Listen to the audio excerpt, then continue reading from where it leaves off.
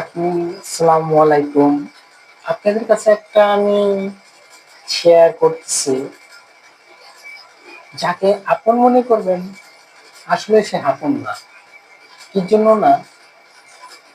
দেখা যাচ্ছে আপনার কাছে ভালো খাচ্ছে, অন্য দিক দিয়ে আপনি ঠিকই বাস মারতেছে। আসলে এটা আসলে প্রকৃতির নিয়ম এটাই চলতেছে, যে এরকম আমি যাকে ভালো জানি, ভালোবাসি বা ভালোভাবে সম্মান করি, সে আমার পিঠে ছুরি মারতেছে। তারা মারতেছে তাদের জন্য, কিন্তু আমার জন্য তো আমি তাদের পিঠে ছুঁড়ে মারতেছি না, তাদের ভালো বলতেছি, ভালো সাজেশন দিতেছি, এরকম কোনো কিছু তো, তাই না?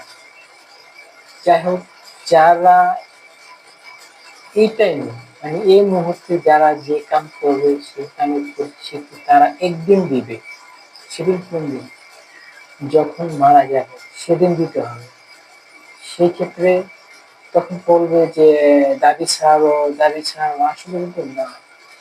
মানুষ কষ্ট পায়, কষ্ট পায়, তাকে এরকম বদদোয়া দেয় যে তার বাহিরে ছাড়া। ঠিক আছে, আসলে আমার সাথে এরকম কিছু ঘটছে, সেই কারণে জিজ্ঞেস করলাম। যা, আমার বিচার আল্লাহ করলেই হবে। আমার বিচার আমার করার কোনো প্রয়োজন নাই, আমার বিচার আল্লাহর কাছে। আল্লাহ আমার বিচার করবে, এটাই আমি জানি। আর মানুষ যতই আমার পিছন দিয়ে অনেক কিছু বলুক, বা সামনের দিক দিয়ে ভালো বলে, পিছনে খারাপ বলে, বলুক, আমার আপত্তি নেই। কিন্তু আল্লাহ আছে, আল্লাহ দেখবে, আল্লাহ কথা বলবে।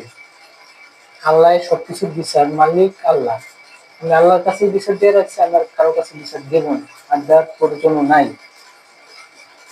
ঠিক আছে, ভালো থাকবেন, সুস্থ থাকবেন। আল্লাহ হাফেজ।